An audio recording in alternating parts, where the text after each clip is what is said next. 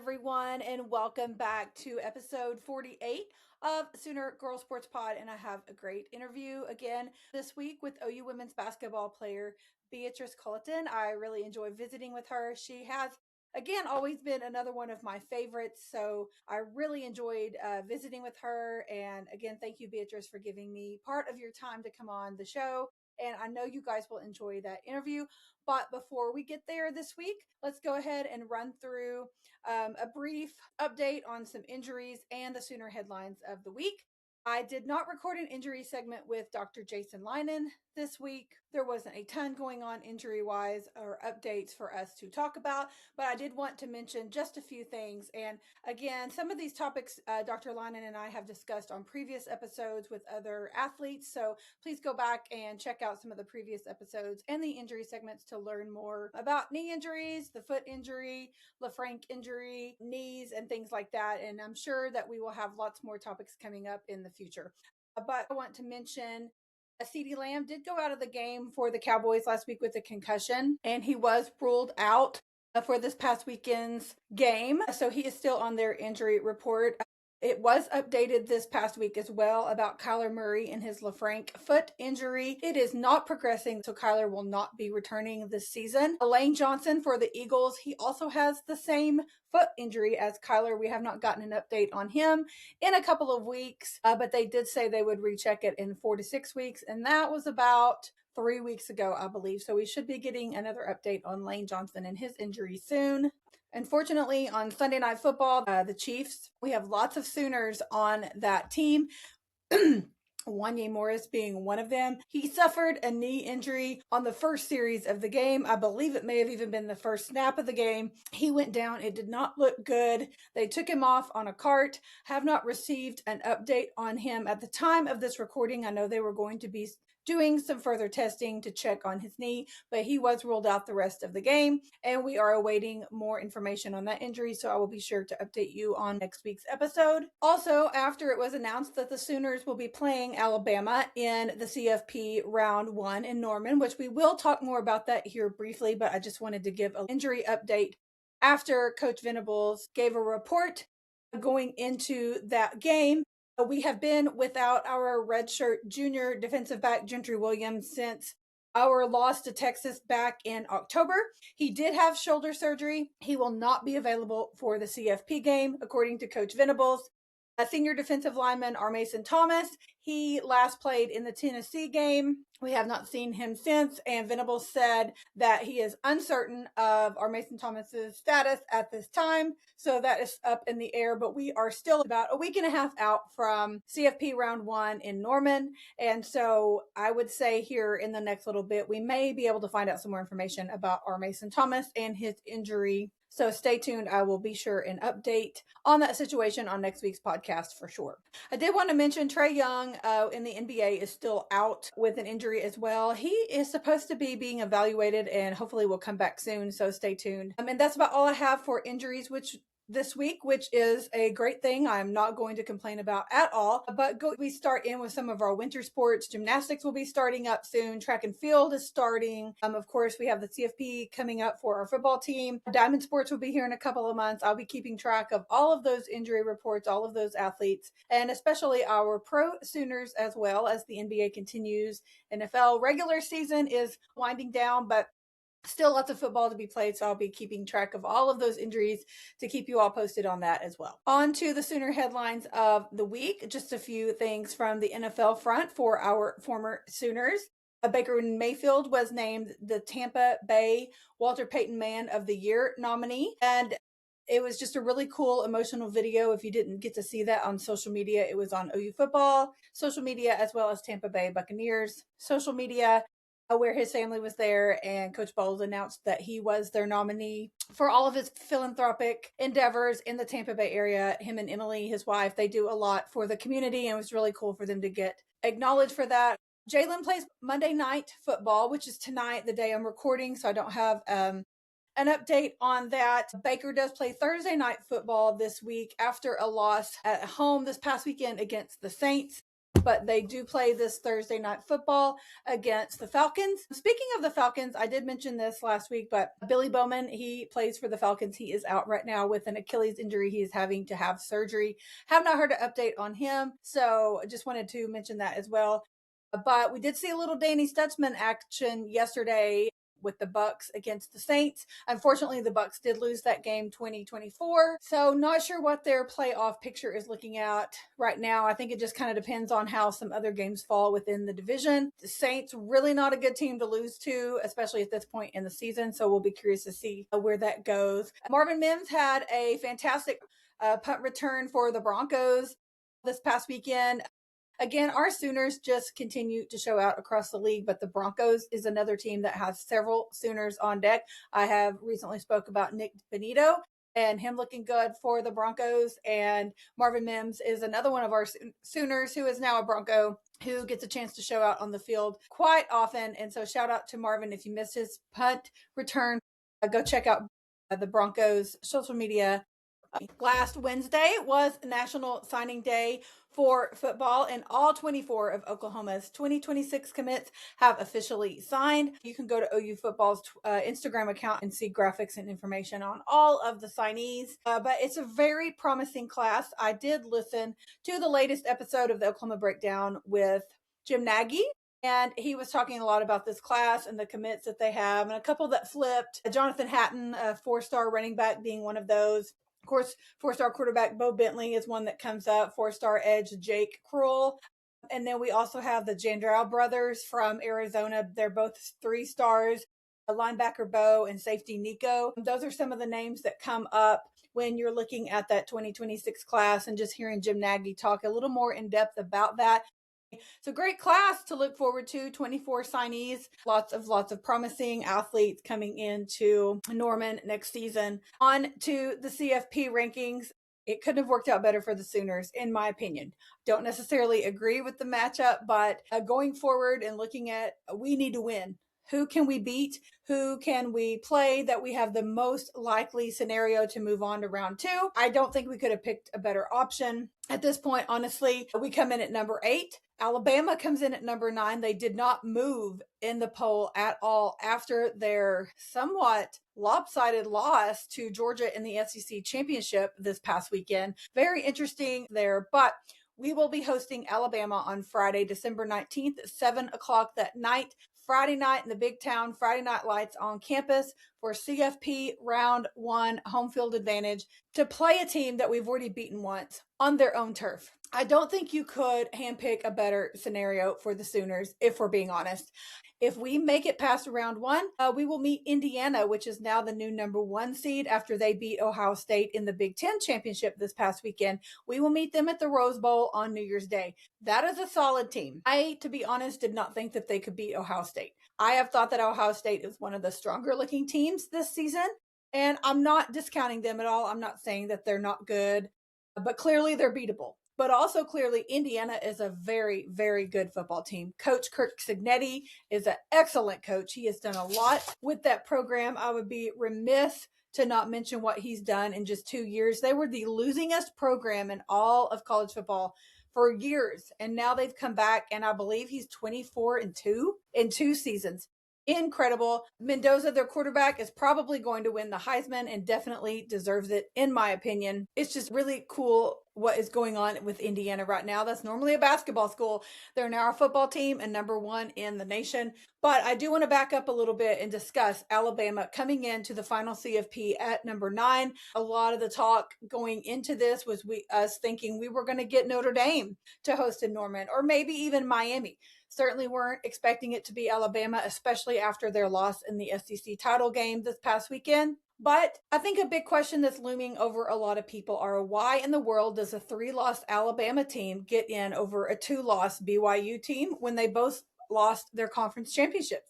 If you keep Alabama out because of their conference championship loss, then that will automatically do away with conference championships, which I have totally mixed feelings about conference championships anyway. But if we're not going to make them carry any weight, what is the point of them? But also, if you're going to penalize a team for making it to the conference championship and then keeping them out of the CFP, again, what does that make it worth? If you let Notre Dame in over Miami, then you just say the head to head doesn't matter because Miami beat Notre Dame in that head to head matchup earlier this season. It's just truly crazy. I think the bottom line goes to I think Notre Dame needs to join a conference. I think teams should band together and be like, we're not going to play them. We're not going to give them these quality losses or quality wins or whatever if they're not going to join a conference. If the rest of us have to play these good teams week after week after week, especially in the SEC, as we're moving to a 9-game conference schedule, 9 weeks of just brutal football in the SEC. Even the Big Ten, I mean, I know they have some cupcake teams, but they're still playing at least 4 to 5 games a season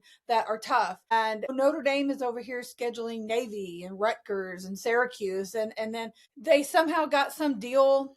Notre Dame will be assured of making the playoff if it is ranked in the top 12 starting next season. If the playoff is expanded to 14 teams and there are more at-large berths added to the field, meaning going from 7 to 9 at-large berths, Notre Dame is guaranteed into the field if it is ranked 13 or better, according to a memorandum signed by CFP officials.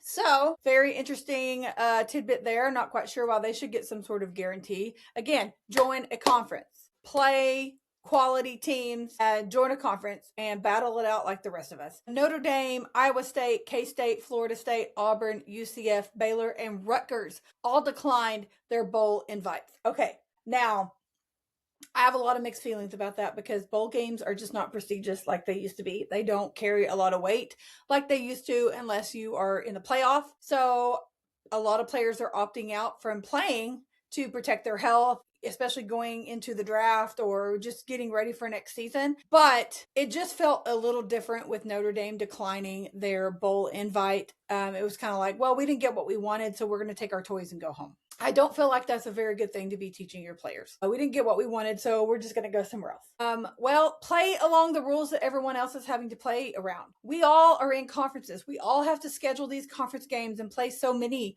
every season and win them, and then qualify to go to conference championship games and win that game. So it's not held against us. I mean, I don't know what else there is to say.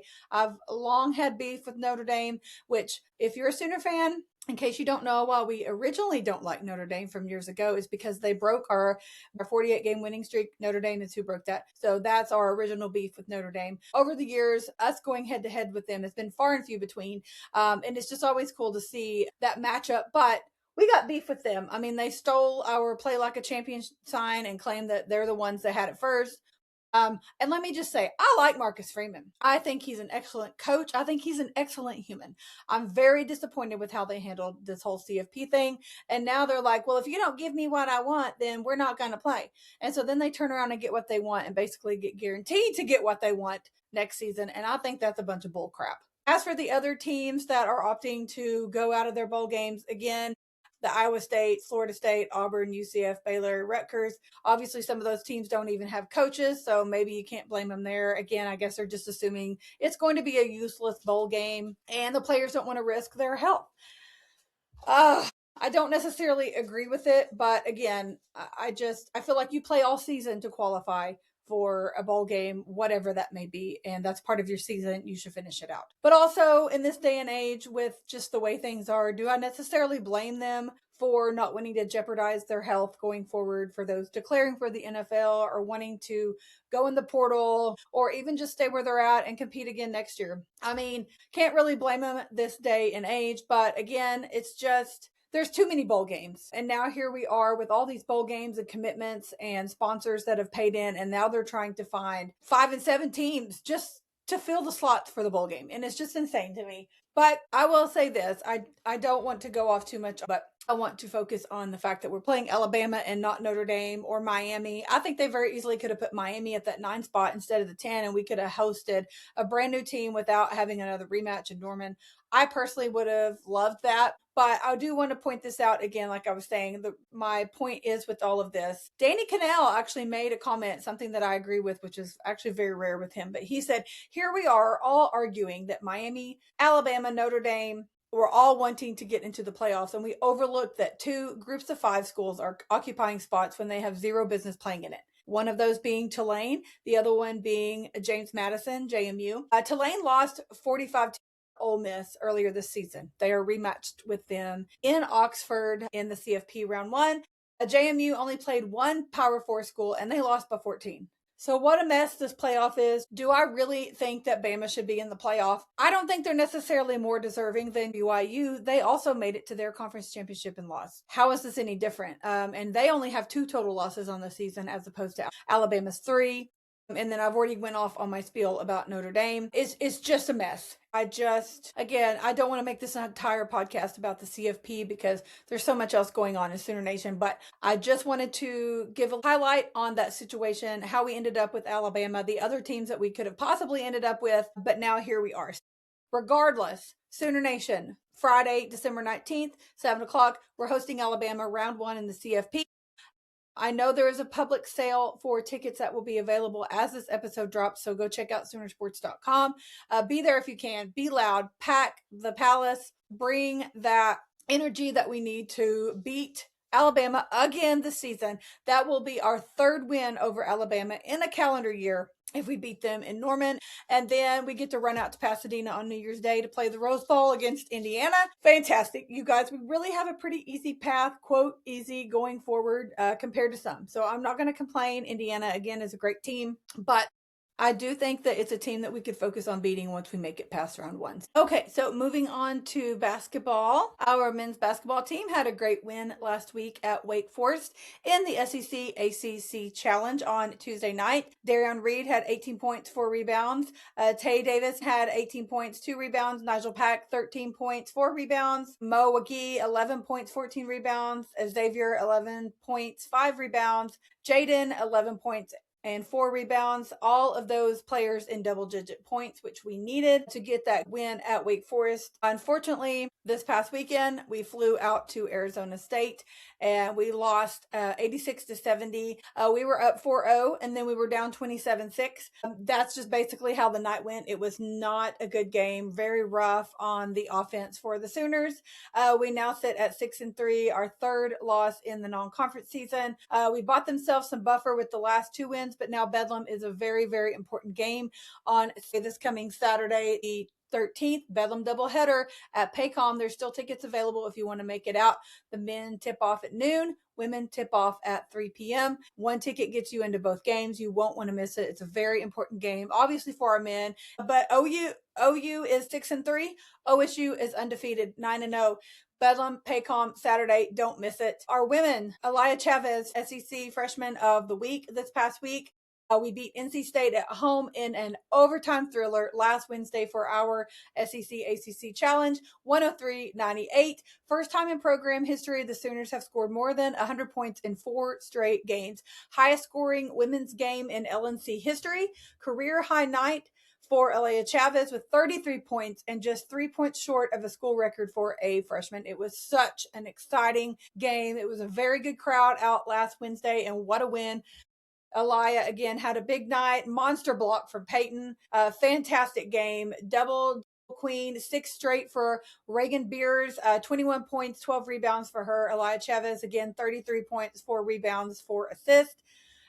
Sahara Williams, 21 points, 9 rebounds, 4 assists, and Reagan Beers, 21 points, 12 assists. So just an incredible outing against in the ACC Challenge at the Lloyd Noble Center last Wednesday night. And then we had another win at the LNC this past Sunday. The Sooners won 90-37 over Maryland Eastern Shore. We had several Sooners again in double figures. Peyton Verhul, 16 points. Elia Chavez, 14. Zahara Williams, 13. Reagan Beers, 13. Smith, 12 points. And Brooklyn Stewart, 10 points. Again, next up for our women is a Thursday night game against Little Rock in Norman.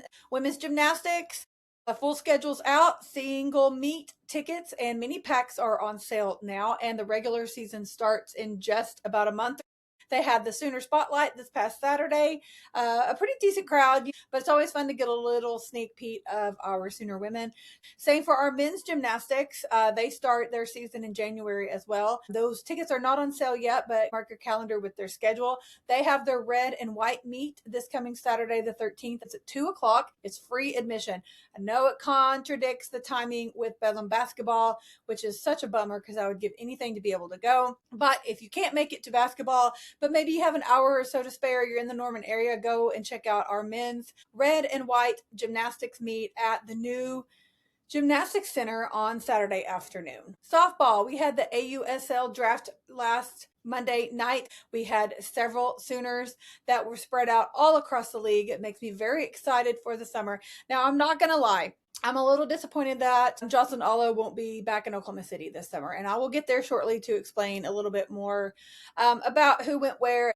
But my initial reactions were we have several Sooners still in Oklahoma City. The roster that Coach Amber Flores is building is incredible, and there's lots of talent on that team. Lots of big names coming back, several Sooners coming back, and then we have, of course, our other big names, Sydney Sherrill, and just lots of players coming back to that Oklahoma City roster. And again, lots of Sooners across the league. They will all be playing each other. So you can still plan to go out and support our Oklahoma City Spark and see multiple former Sooners on the field, at least 3 or 4 from the Spark roster. And then whoever's coming in on the opposing team, again, they're all across the league. So Spark got the first pick of the expansion draft, and we chose Maya Brady from UCLA. Incredible pick. Who doesn't want to see Maya Brady? If you know anything about softball, you know how talented she is. We played against her when she was at UCLA. She has played in the AU the last couple of seasons. Just an incredible pick by Oklahoma City.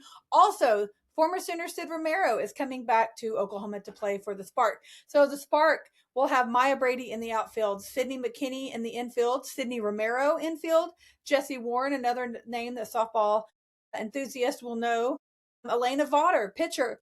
She was at Stanford with Nija Kennedy, and then they both split town. Nija is still in Lubbock playing for Tech. Elena Vaughter was at South Carolina, has since graduated, played in the AU last season. She will be in Oklahoma City this coming summer. And what a pick she is. Such a fun pitcher to watch. Bubba Nichols, outfield, and also Delaney Wiz. Just a great lineup for the Spark. Also, Haley Lee will be back for the Spark, and Kinsey Hansen. And again, like I mentioned, Sydney Sherrill. She played softball at Florida State, but she is from Moore, Oklahoma. So welcome back to the hometown girl. Sam Landry goes to the Cascade along with Kelly Maxwell. So 2 great Sooner pitchers off to the Cascade. Jada Coleman also went to the Cascade. And then we have Alyssa Brito to the Blaze. Jocelyn Allo went to the Bandits, and Riley Boone went to the Volts. So again, just lots of Sooners across the whole AU league. All of those teams will be coming to Oklahoma City. So you're going to want to get out and support them. So of course, I will keep you posted on all things Oklahoma City Spark as the spring progresses and ticket information come out after the first of the year. Softball fans will know the name Sophia Bordy, as she did enter the portal this past weekend. Given the state of some things, is not really super surprising. She was not on that fall roster for OU softball. She graduated early and moved to Norman last spring to be with the team early, and then ended up heading back home in late spring due to some personal issues. I know that was still something she was still struggling with and had not made it back to campus for the fall. She was seen at the OU game against Temple in Philadelphia earlier this fall. She was at a fall softball game back in October at Love's Field. But again, it's just not super surprising to see her go into the portal. But her official statement was this: after much thought and discussion, I've made the decision to enter the transfer portal. I want to say thank you to the people close to me in Oklahoma, the Sooner fans who have continued to support me and show me love throughout my journey thus far. I am grateful for the opportunities I've been given and the time I've spent at OU. This wasn't an easy decision to make, but sometimes things have to change in order to try and find that little kid in yourself who's yearned for as long as you can remember to be living in the blessings that you are currently in and to find that spark again. I'm excited to see where the journey takes me and what new challenges and opportunities will open up to me. God has a plan for me. So best wishes to Sophia Bordy on her new journey. She is an excellent pitcher. I have no doubt she will find a great home, a great team to fit in with. Maybe she wants to be closer to home. She is from New Jersey area. So maybe that's something that she has learned that she needs for herself. And best wishes to you, Sophia.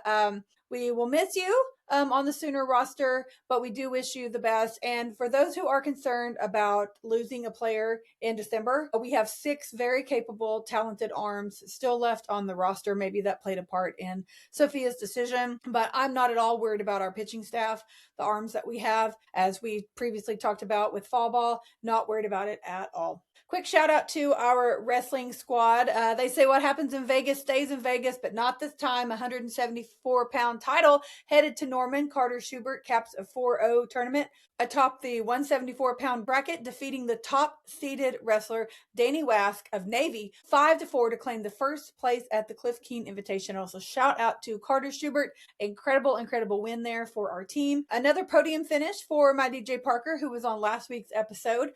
He was narrowly defeated by Rodemaker of Oregon State 9-6 in a sudden victory to cap a solid weekend with a 4th place finish. Tyler Wells, way to battle back. He got the 4-1 win and sudden victory over Nash Singleton of Oregon State to take 5th place. So this is the first Cliff Keen Invitational champion since 2015 in Carter Schubert.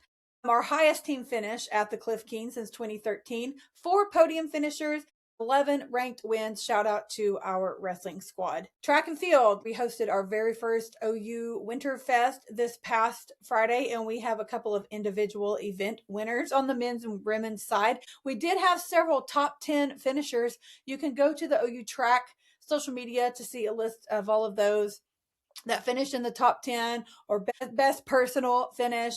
Just so proud of our track and field squad. They really have done well so far in this first meet. Morgan Little, 60-meter dash, Jacelyn Neighbors, pole vault, Kennedy Clark, weight throw, Cassidy Watkins, long jump, Hannah Piffner, high jump, Tyson Dodson, shot put. Those were our women's side of event winners at Winterfest.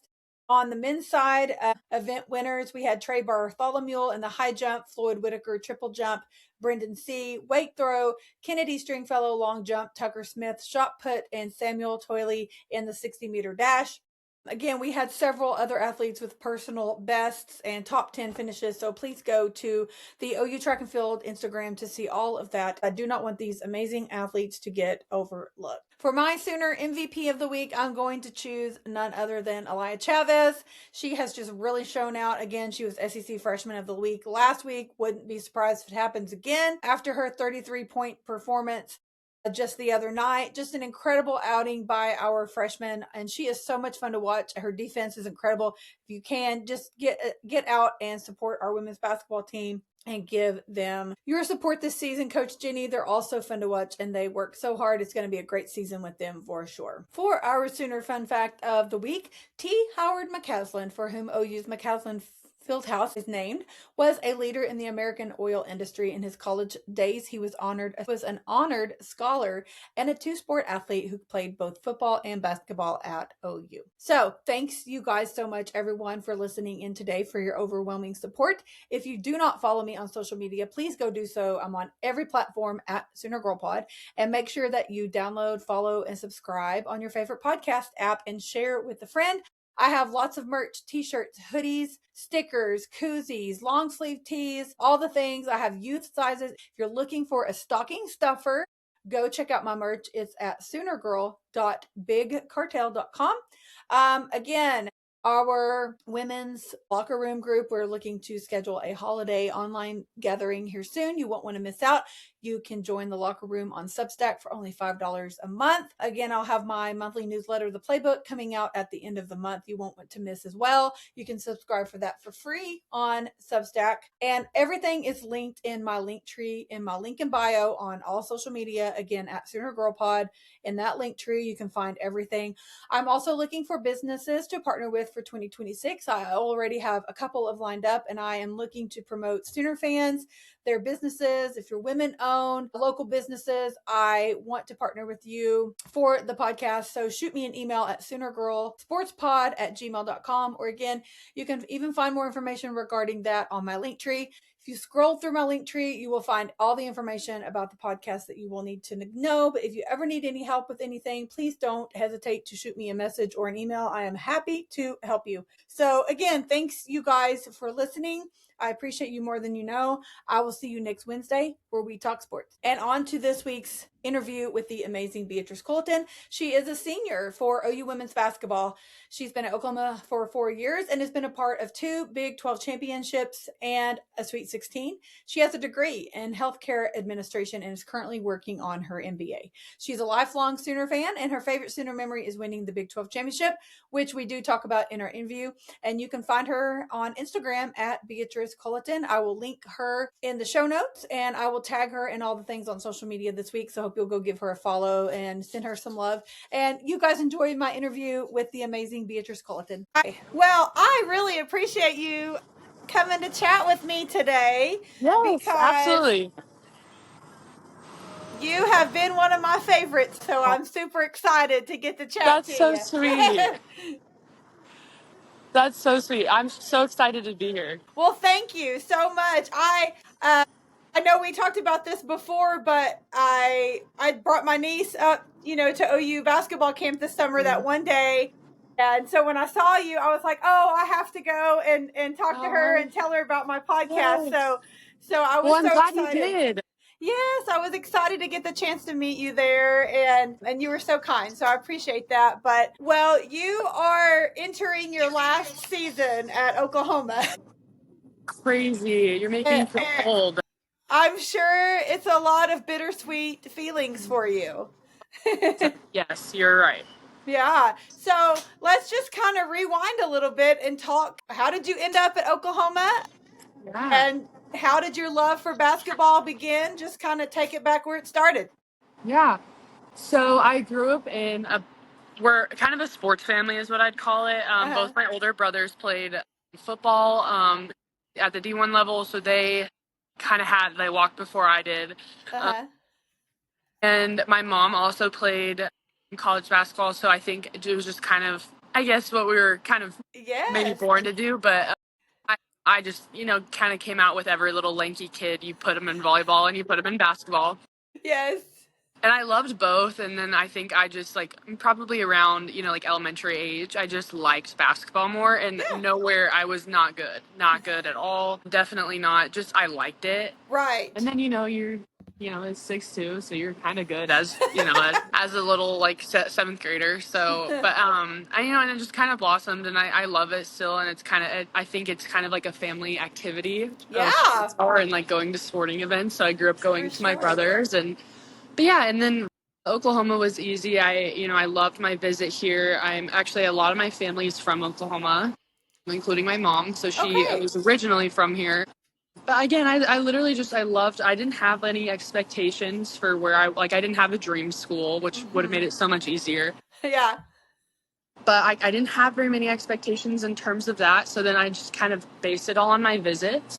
And, I literally loved going on visits. It was so much fun. Yes. I bet But I so. specifically loved my visit here. It was so much fun. And, Jenny's great. And she definitely knows what she's doing in terms of Yes. recruitment. So, but yeah, she definitely got me here. I was stuck literally the minute I got on campus. I've heard that from a lot of people in a lot of different sports about how they get to Norman and they just feel at Oh home. yeah. Oh yeah. Oh, 100%. And you don't realize it until you get here, but it's like it's a really cool college town. It's a really neat Yes. place, and you kind of still have that like southern Yes. feel to it, where it's like people are waving to you across the street, and like I like that too. So that's really cool. Yes. For sure. Well, I'm an Oklahoma girl, born and bred, and I went to OU. I was a student from 98 to 2003. So probably before you were born. But yeah, Norman is a special place in my heart always, for sure, because it's a great place. So Coach Jenny, I love her. I've never met her, but Yes. I love watching her. I've never heard one bad thing about her from No, never. anyone, but she's incredible. She is. And She's great. so, yeah, what's it like to play for her? I mean, she's always crazy, I guess. Yes, she's an energy ball. She has a lot of confidence, so she exudes that, and I think it kind of rubs off on the people around her. So that's Yeah. nice to be around, even if you don't realize it's happening. Uh-huh. But yeah, she's so energetic. She's so lively. Like she always wants us to do things with grit. And I think Yeah. she shows that too, just with coaching and passion. Yeah, she's also like she likes to hop in drills, so that's hard too because it's like you Wow. don't Yeah. no one wants their coach to kick their butt. No. But that happens to us a lot. She's very competitive. Oh, 100%. And I think that rubs off too because Uh-huh. she doesn't like to, you know, get into anything where she's not going 100%. So, Yes. but yeah, it's great to play for her. She's awesome. I think that she's like the ideal players coach. Uh-huh. if you will. I think she's really good, especially in this new age of like a lot of coaches are female now, and I think Uh-huh. that's fantastic. And I think that Yes. she is also very female centric, in which she wants us to be like strong women and confident, even outside of a program, and even Love it. after we leave. So I love that too. But yeah, it's fantastic to play for Jenny, and I can't even imagine a different coaching environment for my college career. I love her. Well, I recently talked to Coach Sherry Cole, Oh who, yeah. formerly was the women's basketball coach for years. And she's basically Yes. all I ever knew of women's basketball at OU. And so when she retired, it's kind of one of those things where you're like, who's going to take over? Yeah. And I just always like to remind myself and mention to others that, you can't ever fill somebody's shoes. You know what I mean? Like, everybody has their own pair of shoes, their own feet, and everybody's so different. But I feel like Coach Jenny just kind of came in and was like, okay, here we go. She took the reins and has made it her own, and nobody has looked back and No, I thought, agree. I mean, I don't know. She has some similarities to Coach Cole, I'm sure, with her passion and enthusiasm, but I know that they're two totally different people. But again, like, I've never heard anybody comparing them or looking backwards or anything like that. It's just like Yeah. she took the reins and went guns a blazing, and here we went. So, Yeah. No, I yeah. completely agree. And I agree with you. I mean, Sherry Cole had almost, you could call it like a dynasty here. Oh, Like, absolutely. and she definitely had a large following of Uh huh. Sooner fans. So that's hard too. She did. And I guess big stilettos to fill, if you Yeah. will. But yeah, and I think that's great. I think Jenny did a great job. I also think that Sherry did a great job kind of leaving Jenny Oh, like a yes. great like followed program. Like people loved women's basketball around here. Absolutely. Yeah. But yeah, I do agree. I think Jenny's done a great job, and she's doing.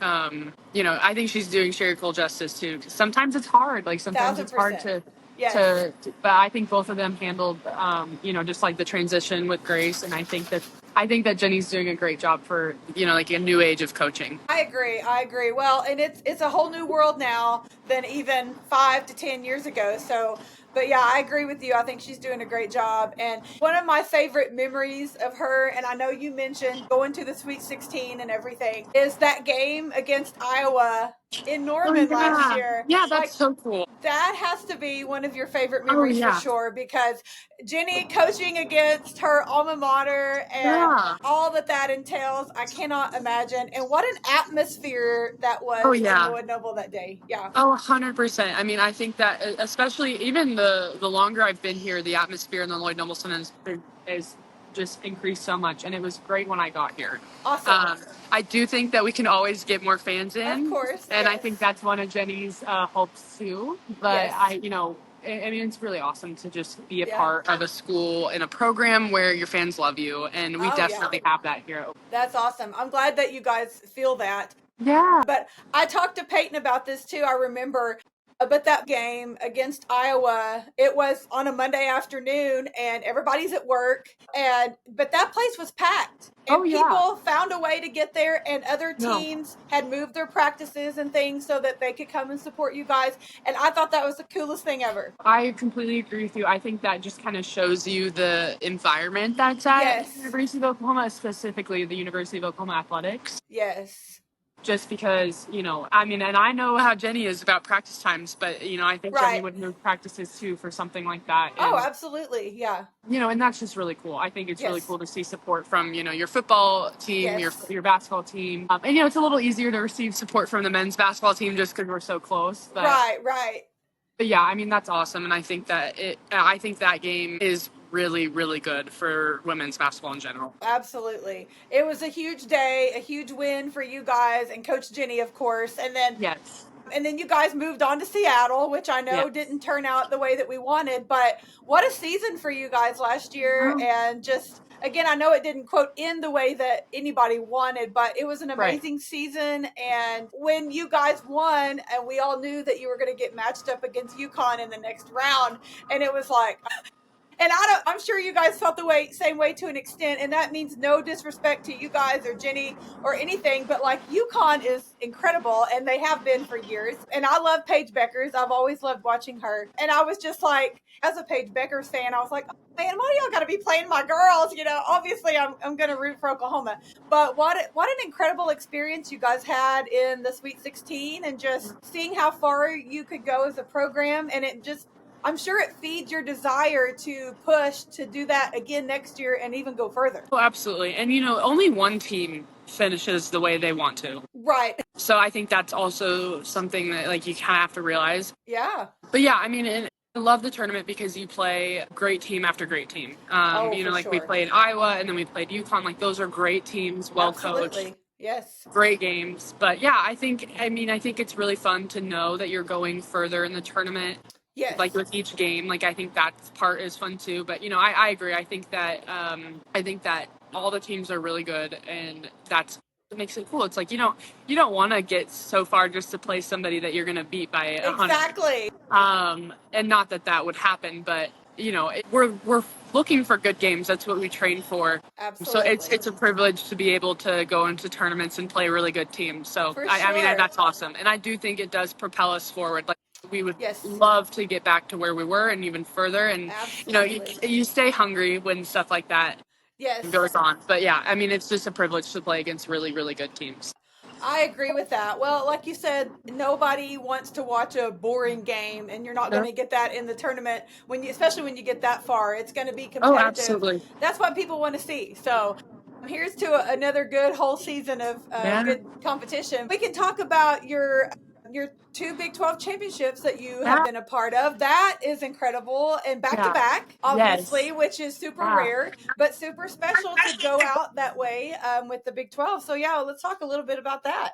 Yeah, I think so. That was my freshman and my sophomore year. And when you're a freshman, you're just kind of along for the ride. I feel like I'm grabbing on to Jenny and all the Yes. seniors' coattail, and just they're dragging me through the season. So it feels like it goes so quick, and you kind of don't know what you're expecting. Right. So when that happened my freshman year, it was like we won.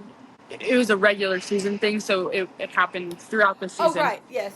And it was, I can't remember what game it was, but someone was like, "Oh, like we at least tied for a Big 12 champ," and I was like, "I don't even know what that means. Like I don't what is I'm confused."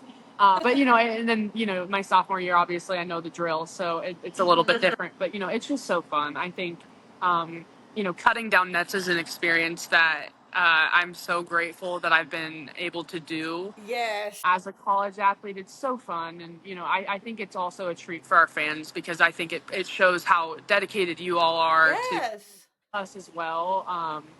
And so it's really fun. I mean, I can't even think of anything that is better than that. Right.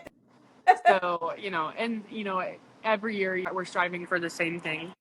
But it was really fun. I loved my freshman and sophomore year, and you're absolutely right. We did kind of go out with a bang for the Big 12, and obviously, like SEC is on our next, like in our sights. Yes. But yeah, I think I've just been absolutely privileged to be a part of really good teams here.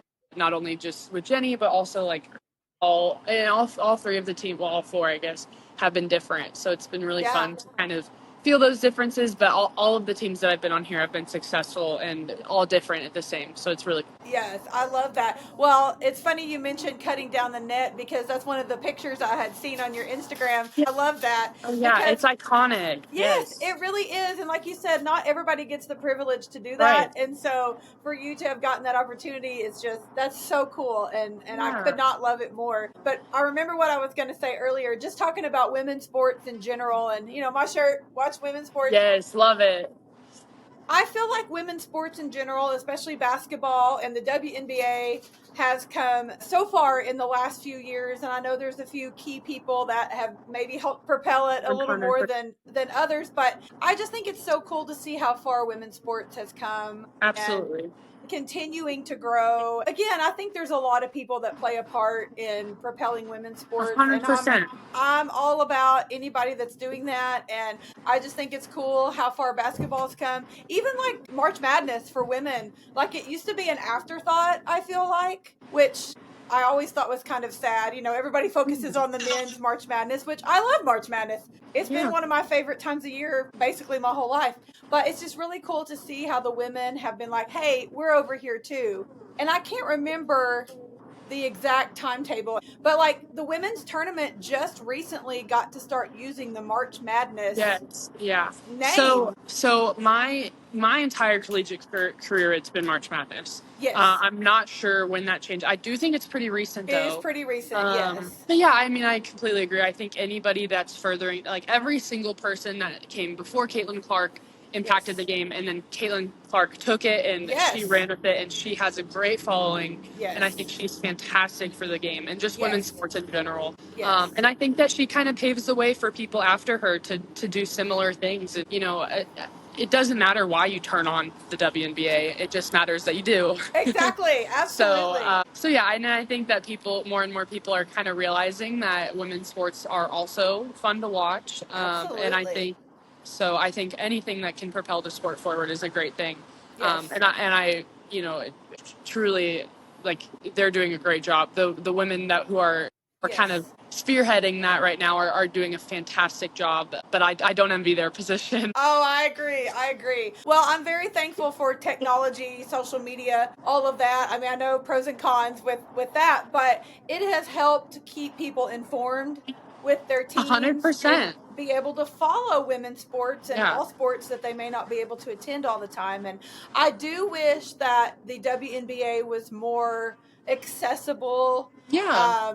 on major networks and stuff like that. But it has still come a long way, Yes. and a lot of the games are televised, quite a few of them. Yes. I know they're in their postseason right now, which is getting quite a bit of attention. And I'm certainly not going to complain about that because, like Yeah. I said, it's come so far in a pretty short period of time. So 100%. And I think that all that kind of stuff will keep moving in the right direction. And by the I time agree. we know it, there will be a lot of games on TV. Yes.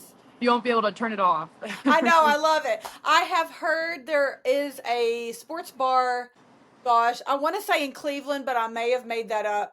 But I also heard there was a second one, I think maybe in Houston, that just wants to play women's sports. That's cool. I And think I that's was really like, cool. I wish I had the capacity, the money, time, all the things. I would love to do something like that because I think it's cool to give it a platform and give people an opportunity to Yeah. come and watch. So, yeah, I hope that more things like that become more common so that we can more openly support, Yeah. women's athletes and all the Absolutely. things. So, what are you looking forward to most this season? Yes. Oh, I'm just so excited. This is going to be a really fun team. I think I mean, we're so good. Like the young kids that are coming in, they're so good. Yes, that's Um, awesome. and when I say we're so good, I mean like we're having fun. We're Good. been great at practice. We're having like a lot of fun connecting and getting to know. Like this I is love definitely it. a big change. We have a lot of new incoming freshmen. We have five, and Yes, that's a huge change for any team. And that's a lot of very much. inexperience in the college Hmm. realm. And I Oh, think, yeah. but they're doing a great job. They're Good. absolutely killing it. They come with great attitudes every single day, Awesome. and they're great basketball players. But they're also fantastic people. So That's so we're just having great. so much fun, and I think we're going to be really good this year. And I'm just so excited to kind of play it out. Yes. I think that people are going to be really excited to watch some of our young guns, especially, like obviously there's a little bit of hype around one of our freshmen and she's doing a great job, but Right. all five of them are really going to be fun to watch. And I think that they're going to be good kids to watch through their four years in the program. So it's just a really exciting year. It's also, I think, the first time I felt kind of old on a team. Yeah, like I felt like I was a freshman for 3 years, and then all of a sudden was a senior, just because we did have a lot of experience and age. Girls, with 5th years and 6th years, and Yes. Oh, yeah. yeah. So we kind of had that previously, and just because of graduation dates, this is the first year that we don't have that. Yes. So I was young, young, young, and now I'm like, someone called me a fossil the other day. I was like, Oh, there's God. no way. You're not a fossil. I know. I was like, I'm 21. I Oh, don't my think I'm a fossil yet. God. If you're a Yes, fossil, I do not want to know what I I am. know. I could be your mom. Yeah, but it's just fun. I mean, it's really lighthearted, and they're having a great time. So I think this season's going to be really fun, and I hope I hope that you guys are excited or as excited as I am. It's Oh, just going to be so definitely. fun, and you guys are going to love them. They're great. I feel like now that I'm a fossil, I can call them kids. So they're great Right. kids. So yeah, so but they're awesome, and it's a fun time at practice every day. That is awesome to hear. Well, like you were saying, like people like you and Peyton, y'all are going to be leaving The behind. fossils, Yeah, y'all fossils are the going to be dust. leaving behind the museum after this season. And so it's good to know that it's going to be left in good Yes, hands, great so to hands, speak. Yes, great and hands. I know there's a lot of great players, younger Yes. than you guys too, and that will help guide the freshmen as well. I'm excited. Oh yeah, Basketball is one of those sports for me. It hasn't always been my favorite sport, yeah. but football is my first love, always has been. Right. But like I said, I've always loved March Madness. I've always watched March Madness, and then I would say in the last probably 10 or 15 years for me, I've really just been like, I love watching basketball, and it has really grown on Yeah, me. And I love that. yeah, and so it's really been a growth for me, like I said, over about the last 10 or 15 years or so. My husband loves basketball, so we love to go to the tournaments when we can. Like if there's a part of the tournament that's nearby, we like to try to Yeah. go. And of course, I always try to come to at least 1 or 2 women's games this season as well. And I just think it's important to support you guys, and not Yeah. just because you're women, and not just because you're Sooners, but just in general. Like I mean, you guys deserve all the support. You put in tons of work, and you're fun to watch. And like I said, I know it's grown on me in the last little bit of time, but it's just a fun sport to watch, and it's fast. Yes, it is. It's very Especially the fast. way that Jenny plays. Oh yeah, for sure. Well, and a lot of people are like, "Oh my gosh, football, 4 hours, 3 or 4 hours," and baseball is the same way. But I'm like, softball, basketball is so fast. Like, go support our Yeah. girls, because Yeah. I mean, a couple hours, you can be in and out of there, and you've seen a great game. I'm here for it. I'm ready for a new season. I'm ready for it to start. I know it's really hard, especially for people like myself, to make a lot of those early season games with Right. football going on, especially because I'm out of town. 100%. It's so hard to try to make all the things, but I'll definitely be there at least a few times this season, so I'll be looking you up. I am sad though, when I got the schedule, I was like, okay, Dawn Staley is coming to Norman, and Kim Mulkey. And I can't off the top of my head remember which one of those, but one of those I'm going to be out of town for. And I was like, dang it. I know, because I highlighted those. I'm like, I really want to hit those. But anyway, I'll be there at some point regardless. Do you want to talk a little bit about what you're studying and kind of like your life plans? Do you want to talk anything about that? Sure. Yeah. So I graduated this spring, early Uh-huh. this spring, with a degree in healthcare administration and operations management. Mm-hmm. And just recently started my master's in business administration. But my plan is to go pre-medicine. Oh, nice. Yeah. So I'm trying to apply to medical school later or earlier next year, Uh-huh.